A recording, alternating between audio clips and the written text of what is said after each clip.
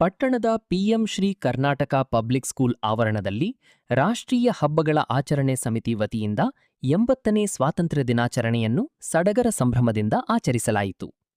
ಕಾರ್ಯಕ್ರಮದಲ್ಲಿ ಶಾಸಕ ಕೆಎನ್ ರಾಜಣ್ಣ ಹಾಗೂ ಉಪವಿಭಾಗಾಧಿಕಾರಿ ಗುಟೂರು ಶಿವಪ್ಪ ಅವರು ರಾಷ್ಟ್ರಧ್ವಜಾರೋಹಣ ನೆರವೇರಿಸಿದರು. ಬಳಿಕ ದೇಶದ ಸ್ವಾತಂತ್ರ್ಯ ಹೋರಾಟಗಾರರನ್ನು ಸ್ಮರಿಸಿ ದೇಶಭಕ್ತಿ ಮತ್ತು ರಾಷ್ಟ್ರೀಯ ಏಕತೆಯ ಮಹತ್ವವನ್ನು ತಿಳಿಸಲಾಯಿತು.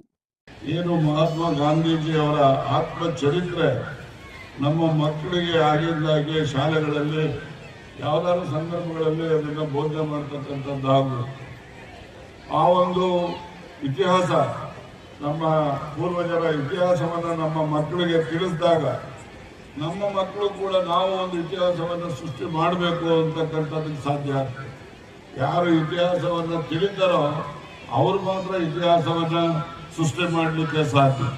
ಯಾರು ಇತಿಹಾಸವನ್ನು ತಿಳಿಯೋದಿಲ್ವೋ ಅವ್ರ ಕೈಯಲ್ಲಿ ಯಾವುದೇ ಇತಿಹಾಸವನ್ನು ಸೃಷ್ಟಿ ಮಾಡಲಿಕ್ಕೆ ಸಾಧ್ಯ ಇಲ್ಲ ಅಂತಕ್ಕಂಥ ಒಂದು ನಂಬಿಕೆಯನ್ನು ನಿಮ್ಮ ಮುಂದೆ ನಾನು ವ್ಯಕ್ತಪಡಿಸಿ ಈ ಕಾರ್ಯಕ್ರಮದಲ್ಲಿ ಈ ಒಂದು ಅಂಬೇಡ್ಕರ್ ಅವರು ಕೂಡ ನಮ್ಮ ದೇಶಕ್ಕೆ ಸಂವಿಧಾನವನ್ನು ತಂದುಕೊಟ್ಟಂತಹ ಸನ್ಮಾನ್ಯ B.R. ಅಂಬೇಡ್ಕರ್ ಅವರು ಆ ಸಂವಿಧಾನದ ಮೂಲಕ ನಮ್ಮೆಲ್ಲರ ಹಕ್ಕುಗಳಿಗೆ ನಾವು ಹೋರಾಟ ಮಾಡ್ತಕ್ಕಂಥದ್ದು, ಆ ಹಕ್ಕುಗಳಿಂದ ಬರ್ತಕ್ಕಂಥ ಸೌಲಭ್ಯಗಳನ್ನು ಪಡಿತಕ್ಕಂಥದ್ದು, ಇವೆಲ್ಲದಕ್ಕೂ ಕೂಡ ಅಂಬೇಡ್ಕರ್ ಅವರ ಸಂವಿಧಾನ ಕಾರಣೀಭೂತವಾಗಿದೆ.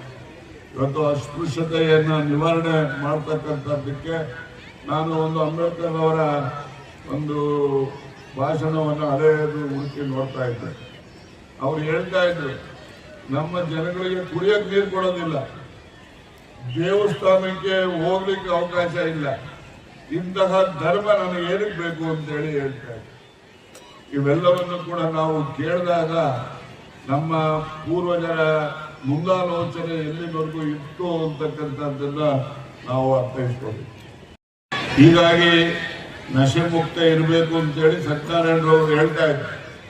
ನಶೆ ಮುಕ್ತನೂ ಇರಬೇಕು, ಯಾವುದೇ ದುಶ್ಚಟ ಇದ್ರೂ ಕೂಡ ಅದರಿಂದ ದೂರ ಇರಬೇಕು. ನಿಮ್ಮೆಲ್ಲರ ಏಕಾಗ್ರತೆ ವಿದ್ಯಾಭ್ಯಾಸದ ಕಡೆ ಇರಬೇಕೇ ಹೊರತು ಬೇರೆ ಕಡೆ ಹೋಗ್ತಾರೆ. ನೀವು ಒಳ್ಳೆಯ ವಿದ್ಯಾವಂತರಾದಾಗ ಮಾತ್ರ ಸಮಾಜದಲ್ಲಿ ನಿಮಗೆ ಗೌರವ ದೊರಕುತ್ತೆ. ನೀವೆಲ್ಲ ಸಮಾಜಕ್ಕೆ ಆಸ್ತಿಯಾಗಿ ಪರಿವರ್ತನೆ ಆಗ್ತೀವಿ. ವಿದ್ಯೆಯಿಂದ ನೀವು ವಿಮುಕ್ತರಾಗಿ ಅವಿದ್ಯಾವಂತರ ಆದರೆ ಅಥವಾ ಗುಣಮಟ್ಟದ ವಿದ್ಯಾವಂತರಾಗದೇ ಇದ್ದರೆ ನೀವೆಲ್ಲರೂ ಕೂಡ ಸಮಾಜಕ್ಕೆ ಹೊರೆ ಹಾಕ್ತೀರಿ. ಸಮಾಜಕ್ಕೆ ಆಸ್ತಿ ಆಗ್ತಕ್ಕಂಥ ನೀವು ಸಮಾಜಕ್ಕೆ ಹೊರೆ ಆಗಬಾರ್ದು. ಆ ರೀತಿ ಆದಾಗ ನಿಮ್ಮ ಕುಟುಂಬಕ್ಕೂ ಕೂಡ ಅಗೌರವ, ಸಮಾಜಕ್ಕೂ ಅಗೌರವ, ನಿಮಗೆ ಪಾಠ ಪ್ರವಚನಗಳನ್ನು ಮಾಡಿದಂತಹ ಗುರುಗಳಿಗೂ ಕೂಡ ಅಗೌರವ. ಪ್ರತಿಯೊಂದರಲ್ಲೂ ಕೂಡ ನೀವು ಗೌರವದಿಂದ ವಂಚಿತರಾಗ್ತೀರಿ. ನೀವೆಲ್ಲ ಗೌರವವಂತರಾಗಬೇಕು ಅಂತ ಹೇಳಿದ್ರೆ ಸಮಾಜದಲ್ಲಿ ನಿಮ್ಮದೇ ಆದಂತಹ ಒಂದು ಛಾಪನ್ನ, ನಿಮ್ಮದೇ ಆದಂತಹ ಗುರುತನ್ನ ಗುರುತಿಸ್ತಕ್ಕಂಥ ರೀತಿಯಲ್ಲಿ ನಿಮ್ಮ ನಡವಳಿಕೆ ಇರಬೇಕು ಅಂತಕ್ಕಂಥದ್ದನ್ನ ನಾನು ತಮ್ಮೆಲ್ಲರ ಮುಂದೆ ಹೇಳಲಿಕ್ಕೆ ನಾನು ಬಯಸ್ತೇನೆ.